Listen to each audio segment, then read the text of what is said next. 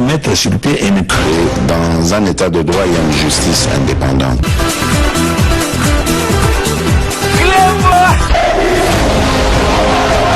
Ce n'est pas pour rien qu'il faut des causes.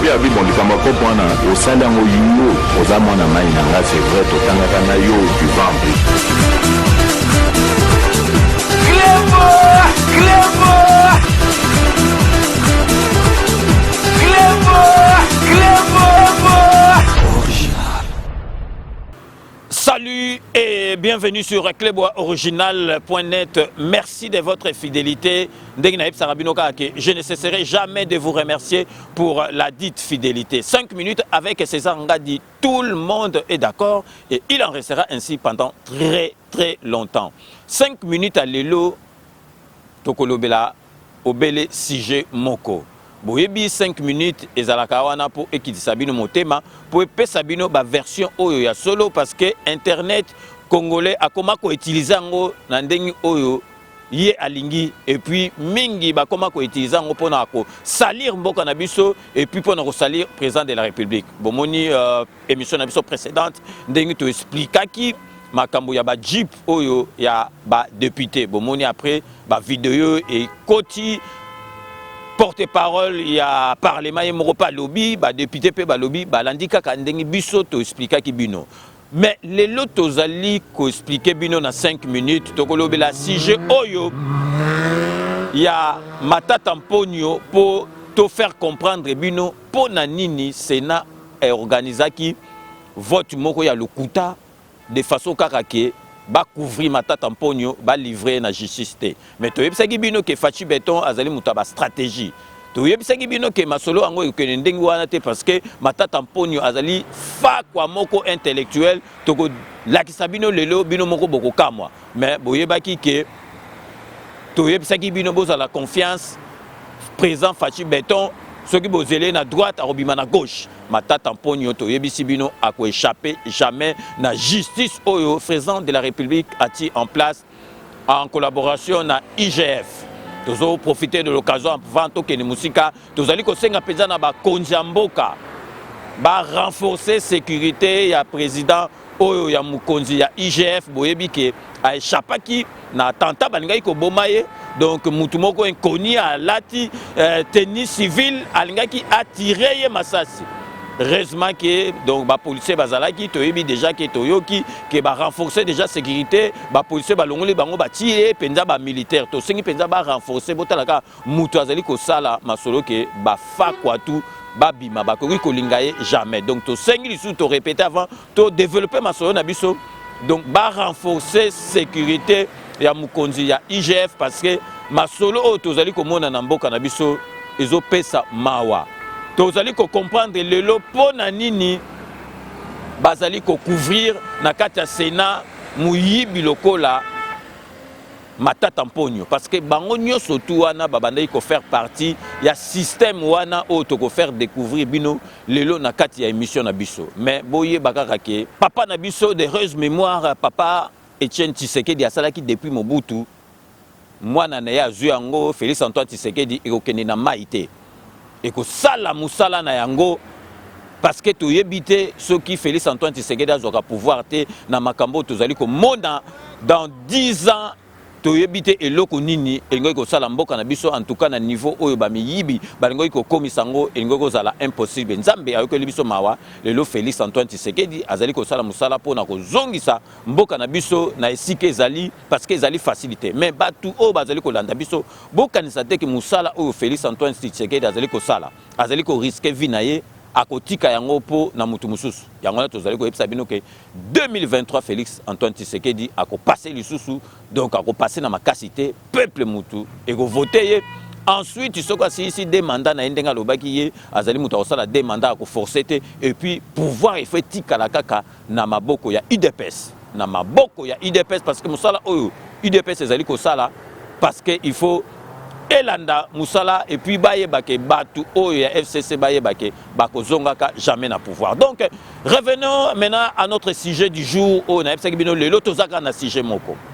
Lelo tozali kaka na sujet moko. Bomonaki matata mponyo tolobi histoire esilité prolongation ezali matata mponyo IGF esengaki ye parce que matata mponyo boyemi makambo ya bukanga lonjo après masolo mususu ebimaki ya bakarte mususu su ebimi ya bakarte donc il fallait bazoyer ezali loi même awa na poto soki ozali na immunité même donc parlementaire ozali na immunité diplomatique donc ozali mutu n'importe qui te avant basambisa yo loba penzo sala likambo kwa makasi oyo penza makasi bakoyi kokanga yo après donc balongoli immunité na yo mais matata mponyo akei na Sénat ezalaki eloko moko kutu ya kotuna mindondo te boyembala moko kaka pa bosali masolo donc bo livrer parce que azali grand fakwa bakoki mais tomoni pasi Sénat oyo ezali ya basage Sénat oyo remplaçaka penza ke soki likambo esimbi te bakotuna basage bakei tomoni eloko tozokamwa bakouvrir fakwa lokola matata mponyo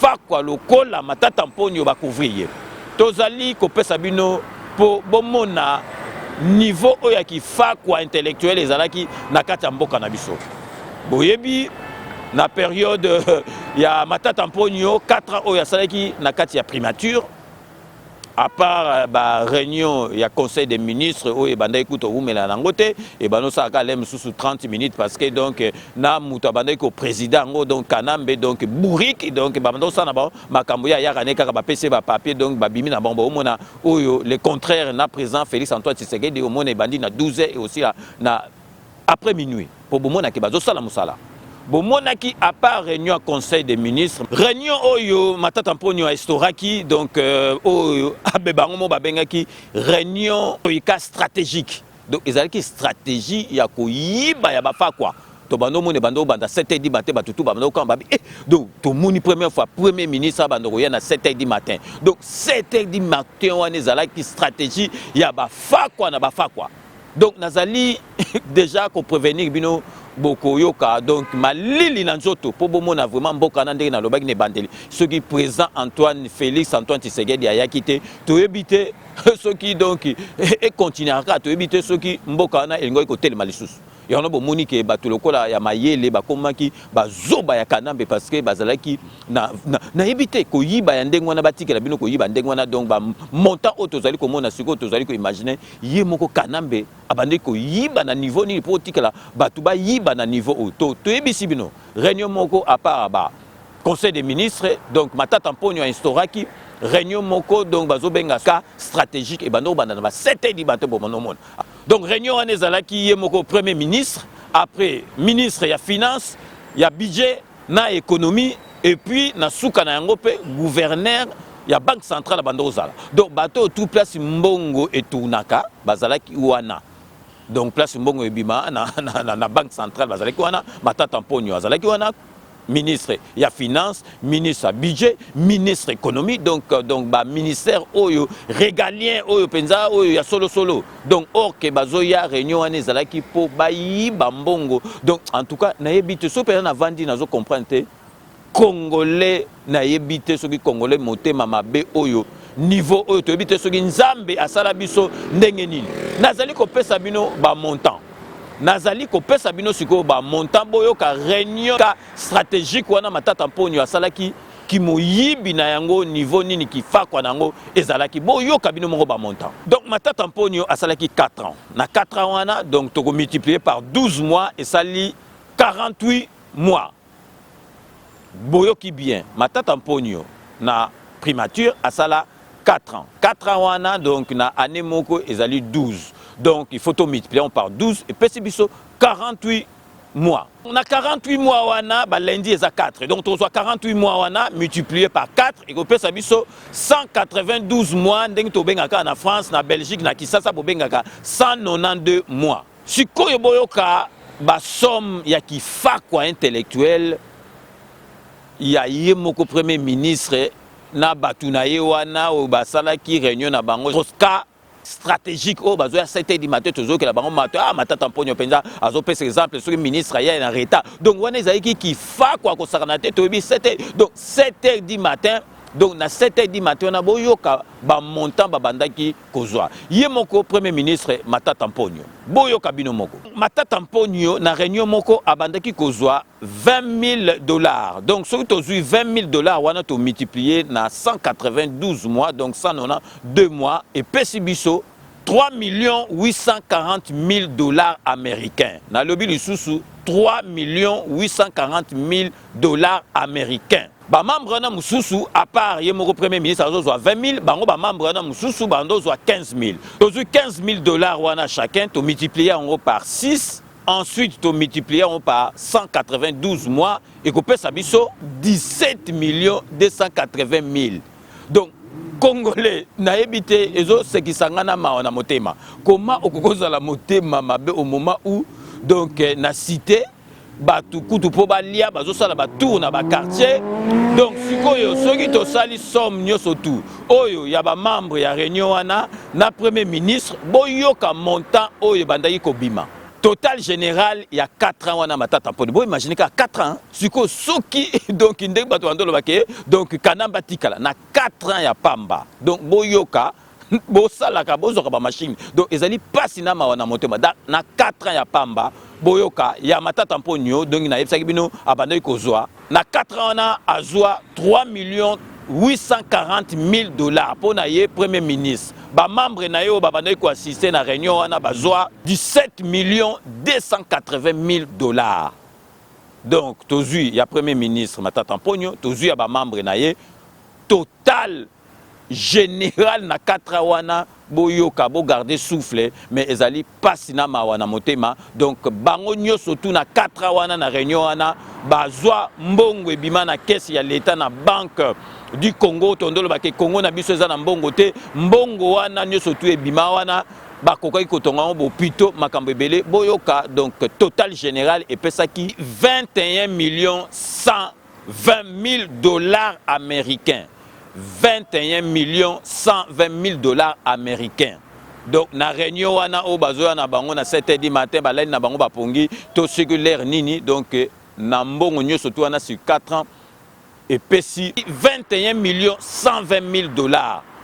21 120 000 dollars ezali pour na 4 ans wana na réunion na bango wana bazoya donc na 7h du matin. Donc réunion moko kaka pour na ko yiba mbongo eloko ni babandoko sala na réunion wana. Donc vraiment ezali pasina mawa pour tokisana ba ner na biso vraiment to landa bande annonce ndenge na bino que samedi oyo pour na reprise il y a rendez-vous des patriotes na recevoir oyo azalaki kala combattant basala ba stratégie awa na kati ya poto combattant oyo ayebi Martin Sali azalite mais Martin Sali bazali ba combattant oyo mayele ba comprenant que combat ya kala et cause la combat sikote Martin Sali acha RCK et comme parti politique depuis 2019 na koyambaye samedi oyo donc le 26 pour poser ma question sur Bozali nango ko expliquer biso makambo belé. Donc Martin Salé sera mon invité ce samedi dans Rendez-vous des Patriotes à 17h précise. Donc restez connectés sur Clébois Original. À tout de suite. Rendez-vous des Patriotes pour sa reprise ce samedi 26 juin 2021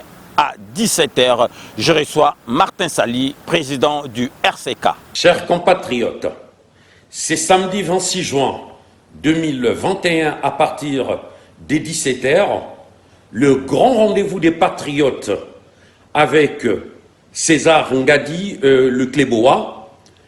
Il va me recevoir en tant que président du RCK, le résistant combattant du Congo, parti du peuple. Nous allons faire le point de la situation politique qui prévaut dans notre pays. Le président Martin Sali profitera de l'occasion pour nous expliquer la reconversion du RCK en parti politique depuis 2019, ainsi que ses projets relatifs au social du peuple congolais. Un vent nouveau qui souffle en République démocratique du Congo.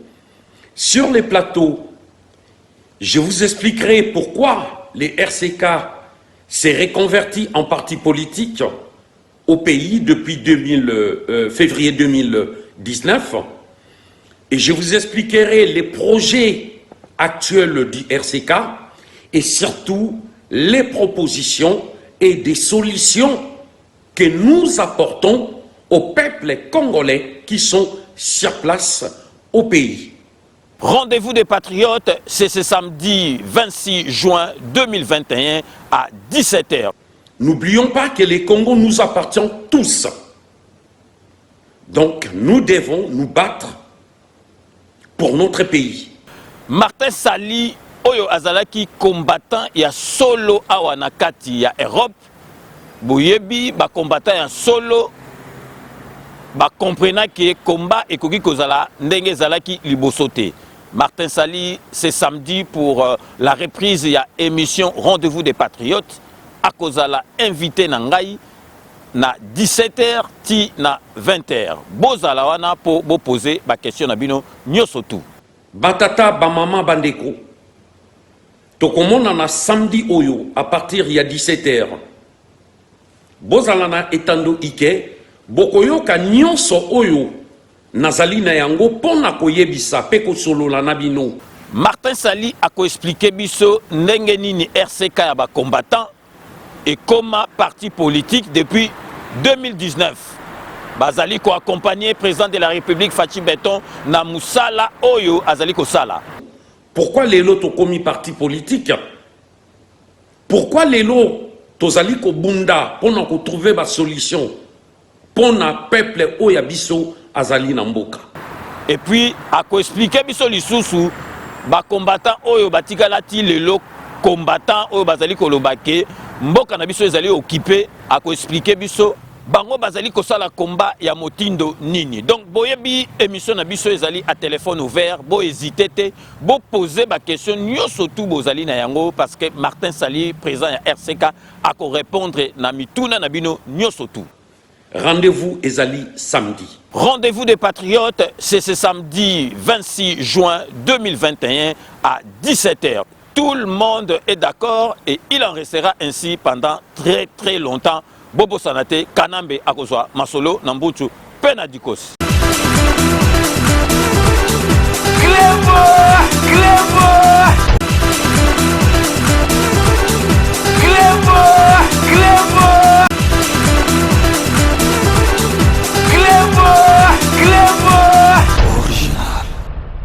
Rendez-vous tozui nabino ezali rendez-vous des patriotes émission nabiso oyo to arrêta ki to sali sikoyo to zongeli be émission oya direct rendez-vous des patriotes pour la reprise nango to yamba ndengi boito landa na publicité Martin Sali président ya RCK donc bozala ebele bo benga parce que ako répondre na ba question nabino nyoso tout donc sikoyo to zongeli nanu makambo to yebisi bino botala vraiment makambu na ba chiffre to yoki nani yango penza akoki kolinga ke président Félix Antoine Tshisekedi batu wana babando so bambongo wana bandi masigo ke président Félix Antoine Tshisekedi aye akati bango nzela wana ya ndenge babanda iko yiba puis vous comprendre pe que sikoyo ndenge nini bango bakokai kotika ko livrer matata mpono po bango nyoso tout ba ministre wana na banani bazakuna na Sénat.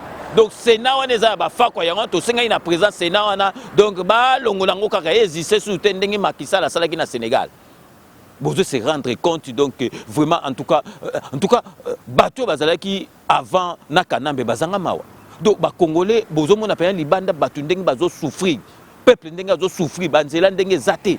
Na mbongo wana penza bango tonga ba hôpitaux combien banzela combien na kasi tongo tonga na ba autoroute bango tia ba tram bango tia ba TGV bango tia ba métro mais bazo se foutre na batu bazo occuper batute ben sikoyo bomo na bino mo ke mutu oyo a se sacrifier président Félix Antoine Tshisekedi aye ati mutu wana penza a boucher esika wana babanda ikoyiba est-ce que mutu aboye penza bakolinga ye donc bo imaginer que soki Félix Antoine Tshisekedi aye ki azui pouvoir te ou bien siko Félix Antoine Tshisekedi a dit bon nabina peka lokolo ndenge bango bandoko bina donc tongoko suka wapi na mboka na biso na ba montant oyo ezali ko bima oyo ebandai ko bima kana makama mike mike donc mututu azoka na stratégie ya ko yiba donc ba fa quoi intellectuel est-ce que vraiment peuple congolais oyo penza zali congolais est-ce que bino penza boko linga ke mutu lokola Kanambe azonga na pouvoir batu kolo bazalaki na Kanambe o batu andolo ba Félix Antoine Tshisekedi akozwa kaka batu oya kala parce que azosa ila kaka nini donc vraiment est-ce que à partir ya makambo to bimiseli bino lelo est-ce que bozali ko mona penza donc importance ya président na biso Fachi ndenga ye na pouvoir bo imaginer que ceux qui mutu pa yaki na zaki fa kwa ye batu penza ba mbongo bazozwa bonga siko eloko ni ekosala allez ngape nakotaka na danse tolingaki kosuka wapi na mboka na biso yango na tozali koyebisa bino boyeba chance o tozali nango nzambe alingi Congo donc boyeba ke nzambe alingi Congo donc vraiment na ebité bino moko bolandi lelo to salega sujet moko poto yebisa bino botala niveau ya kifako intellectuel donc akeya tongeli bino université moko na kota mboka na ye asali ba makambo moko boye aza danger premier ministre atonga université donc pour ye ezali loko pamba par rapport ya bambongo bayibaki donc matata mponyo akoyi ko échapper justice ya mboka na biso te botala kaka vraiment est-ce que bokoyi ko imaginer penza mboka ndenge komaki parterre ndenge wana bato bazobimisa kaka akei na ye kaka alali na ye alali neka pongi abimi azwi $20,000 alali abi $15,000 donc ezali donc bambongo moko monaki yango wana ntango bazokaba bambongo ezali vraiment pasi na mawa na motema donc partenariat oblige nous allons marquer une pause publicitaire restez connectés sur Clébois Original à tout de suite. L'entreprise Kodiasimo présente la cité Kimia. Vous êtes congolais de la diaspora ou fils du pays? Venez découvrir et investir au sein de la nouvelle cité Kimia. Le groupe Kodiasimo vous propose une cité résidentielle avec plus de 450 maisons modernes, construites aux normes internationales et surtout à des tarifs très attractifs. À la cité Kimia, vous trouverez aussi un espace commercial avec plusieurs commerces et services de proximité, tels que des boutiques de prêt-à-porter, des restaurants, des boulangeries, des salons de coiffure, mais aussi des banques, des pharmacies, l'hôpital de la diaspora. Investir à la cité Kimia, c'est contribuer au développement économique en République démocratique du Congo. Mais c'est surtout croire en un Congo nouveau. La cité Kimia est située dans la commune de Maluku, à seulement 25 minutes de l'aéroport de Njili, 10 minutes de Safari Beach et 15 minutes de Kinkole. Alors ne tardez plus, venez et construisons cette nouvelle cité. La cité Kimia, un havre de paix à Maluku, le nouvel Eldorado du Congo. Kodiasimo, la meilleure adresse pour construire la vôtre. Bonjour, alors nous sommes ici sous la concession Kodiasimo, la concession Kodiasimo où sera érigée la cité Kimia. La cité Kimia avec différents lots, donc les lots A comme nous l'avions annoncé va débuter, les travaux vont débuter au mois de décembre, donc c'est très bientôt. Nous sommes là avec des experts, nous sommes là avec nos architectes, nous sommes là avec les géologues, nous sommes là avec tous les experts dont on a besoin pour pouvoir viabiliser les terrains. Les travaux sont là, la concession est là, nous avons une belle concession de 34 hectares sur lesquels nous avons érigé ces travaux. Donc nous vous remercions de la confiance que vous nous avez témoignée jusqu'ici, pour ceux qui ont réservé leur lot, pour ceux qui nous ont appelés des par le monde, États-Unis, la Suède, on n'oublie pas, le Japon également, la Belgique et la France. Là maintenant nous sommes à Kinshasa, nous allons débuter la commercialisation à Kinshasa, nous vous avions réservé les meilleurs lots, nous avons réservé la première partie de commercialisation d'abord à vous qui êtes à la diaspora. Et maintenant nous allons lancer la phase de commercialisation à nos frères qui sont ici à Kinshasa. Il ne reste plus beaucoup de lots pour la diaspora, donc il nous reste quelques lots et ensuite ça sera ici à Kinshasa. Merci de votre confiance, nous allons travailler pour vous, pour que nous puissions mériter votre confiance. Donc le programme Kimia est bel et bien là, les travaux vont bientôt débuter et voilà la concession. Je vous remercie beaucoup. Banaki, après le lancement de Kodiasimo na Poto, Toza Walelo na Kinshasa pour la réalisation. Balo Eza, et bien la temps réservé. Kodiasimo, c'est mignon. Kodiasimo, c'est la qualité. Kodiasimo, c'est la meilleure adresse pour construire la vôtre. Kodiasimo, la meilleure adresse pour construire la vôtre.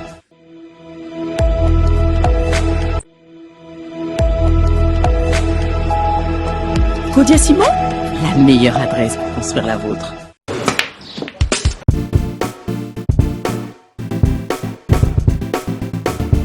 Noël Nakomi. Oh, vous commis déjà? Nakomi déjà. Vous en avez vos frères? Ah ouais, c'est bon. Ah, n'a pas soyé. Boyana Bali Center, 7e rue. Ah bon? Monsieur. Bon frère, so comme on a limité, hein, autour de l'avenue. Avenue Tropique. Voilà, avenue Tropique. Tout ça, on a toujours bêta billard quoi. Limité 7e rue résidentielle. Hein? Ok. Ok, bof. Tout le monde a bof.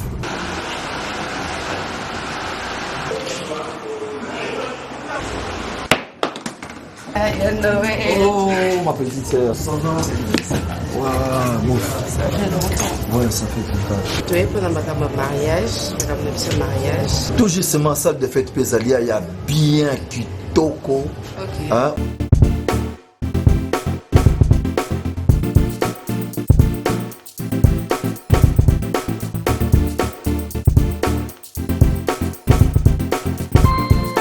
Balise Center, un cadre magnifique pour vos diverses manifestations et vos rendez-vous d'affaires. Un restaurant avec menu diversifié à votre convenance. Cuisine africaine, cuisine européenne, cuisine américaine et continentale. Un salle de banquet de luxe avec plus de 400 places assises pour un mariage de rêve. Collation, anniversaire, conférences, réunions de services et diverses manifestations. Balise Center. Nous disposons de studios médium, standard et des luxe à votre portée.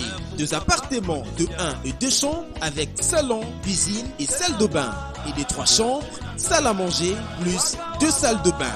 Balise Center avec terrasse intérieure et extérieure, VIP, rien que pour vous. Nous sommes sur 7e rue, place commerciale, sur l'avenue des Tropiques, numéro 83, référence clinique Bondéco dans la commune de Limete. Pour plus de contacts et réservations, plus 243 81 799 82 47 82 34 121 62. Vous pouvez aussi nous visiter sur www.balisecenter.com. Flat Hotel Balise Center, l'excellence dans la simplicité.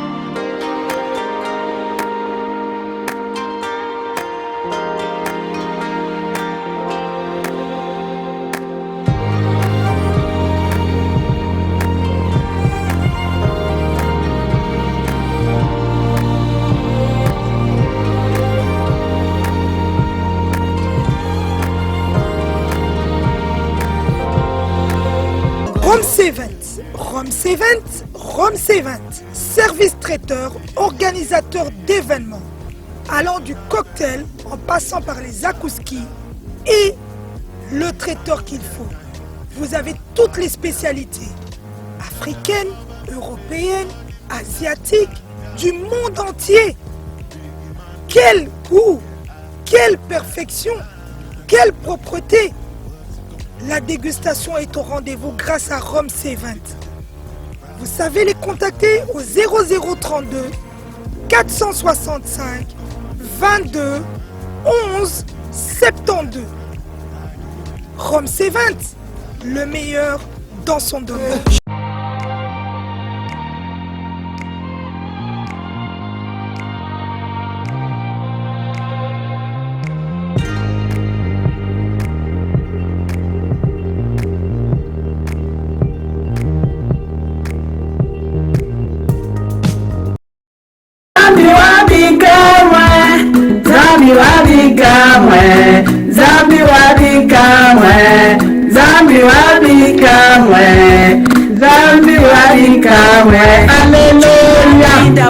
Alléluia. Bana bikamwa na mingi ya koloba te nazali kosenga peuple de Dieu nyonso Nzambe alobi combat un bon combat pour avoir la victoire. Boya na site na biso ya kalanga grâce bikamwa na kati na YouTube boyo kabana na Nzambe tozo luka délivrance butu na moi. Tozo luka délivrance butu na moi boya bososola kele la vraie délivrance. Bana nzambe mingi na lobezalité boya boyo kanenge bana la bato na katia mokili bazo tato la bakama somo bazo dénoncer. Bien aimé, c'est bien de chercher un homme pour ta délivrance. Moi je cherchais ma délivrance pendant 3 ans, je n'ai pas trouvé ma délivrance. Je devais se repentir. Bien aimé, aller auprès de l'Éternel na fungola motema bandeko. Le monde est sous la prise du diable. Un vrai combattant, c'est celle-là qui doit combattre un bon combat pour avoir la victoire. Nazamingina Lobate, Cléboa original. Que le Seigneur vous bénisse avec les grands prêtres César Dingadi. Merci, bye bye, à tout de suite. Merci Nakodia Simo, merci Nabalis Santer, merci na Sepela TV, merci na Romain Ilunga. Donc vraiment, wana bazali ba partenaire na biso tozali ko beta surtout c'était makasi Nakodia Simo bo benga na ba numéro wana bo sala nyoso tout congolais nyoso tout surtout diaspora bo koma ba propriétaire ya ndaku neti na poto na Kisasa na cité Kimia na Maluku. Donc to komi presque à la fin, il y a émission Nabiso, mais avant aussi ça, après tout ça, il y a quand même conclusion. Toningo Sabino qui a dit Londolé, il y a une émission Yassika. Émission Yassika, il y a dit Londolé, beaucoup de monde a concept Nango. Donc, à côté là, le pour et le contre, il y a Makambo et Zoleka Nambo Kanabiso. Émission Naye, Zali na combo. Parlons peu et parlons bien. Les alliés émission en Sika, donc il y a Makamounio, surtout il y a politique en Boka, Boko CPA Nango, donc Egobanda déjà l'élo jeudi na Boutou na 21h, Bolanda émission à 10 Londole et à Sika, Boko CPA Nango. J'ai un frère. Parmi mes frères, il est une icône. Il est de la presse et dans la presse, il est une idole. Il s'appelle Londol Adi Loba. Je suis heureux, les amis, aujourd'hui, de faire cette petite vidéo à l'idole et l'icône Adi Londolé. C'est un gars qui a grand cœur, qui a l'essence de l'initiative, un gars plein de talent, et il est de ma famille.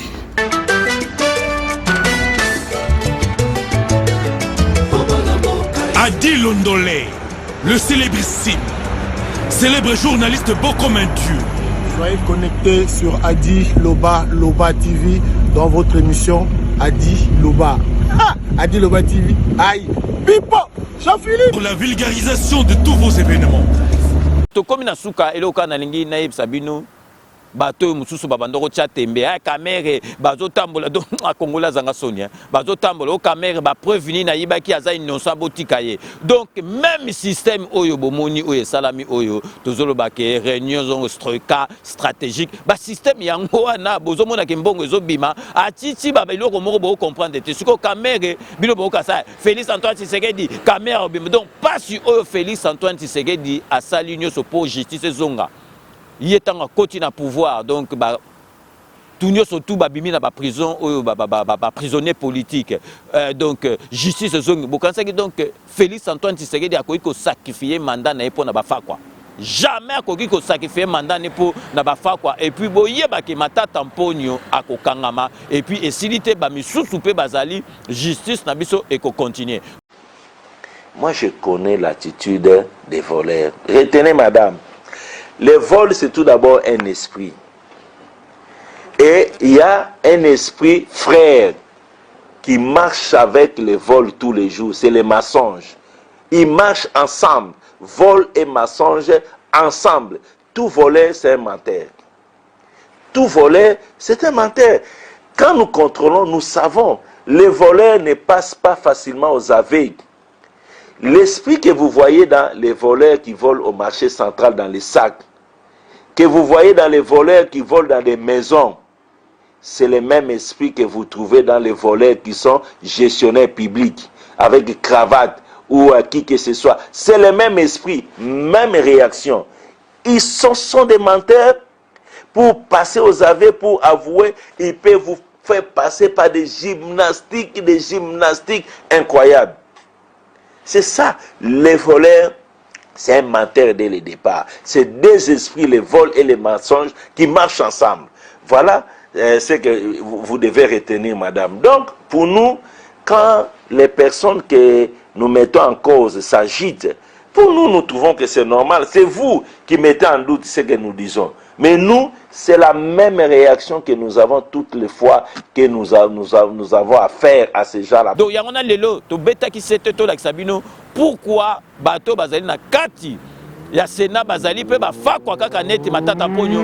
Ba kokaki jamais ko livrer parce que ba bi que ceux qui va livrer kaye bango pe balingaki ko suka kaka nzela moko na matata ponyo. Donc to komi na suka ya émission na biso ya lelo donc ndenge na epsa rabino ka ke je vous laisse le soin d'en tirer vos conclusions et de me faire parvenir vos commentaires comme d'ailleurs vous en avez l'habitude. Donc tokomi na suka boyebika base jamais tokoki kobosa na yango base ezali penza yango nde makambu tokobanda na bundes pour na kopesa Nelly Muzinga. Donc merci à trop na nyoso tout au sala rapport na 5 minutes avec César Ngadi. Toye siko na kati ya Paris pour na kopesa masa na nga Bob Kitoko merci à trop na nyoso tout sala na 5 minutes avec César Ngadi. Toke siko na kati ya Suède pour na kopesa Igwe le béton, merci Daniel Soto Sala rapport na 5 minutes avec César Ngadi naba commentaire na yo totiki Igwe le béton pour na rokende na kati Espagne pour na kopesa mbote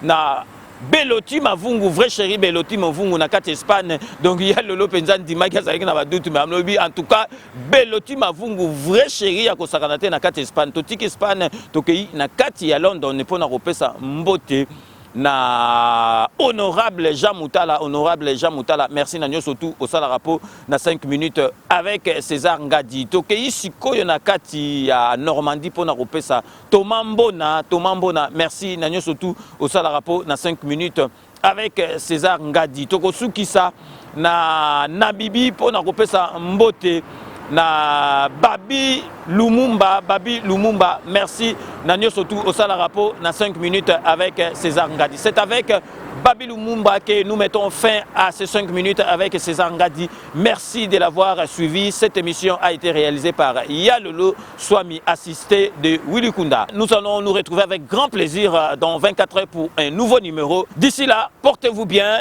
N'oubliez pas, tout le monde est d'accord et il en restera ainsi pendant très longtemps. Kanambe Akozwa Masolo Nambutu Penadikos.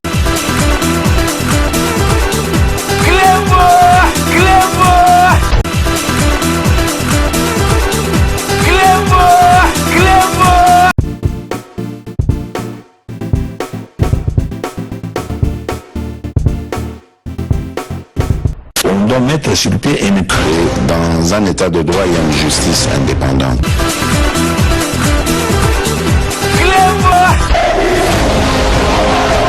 Ce n'est pas pour rien qu'il faut des causes. Bien, bon, les camarades, au sein d'un yo, aux amants à Maïnanga, c'est vrai, tout en yo, du ventre. Clébo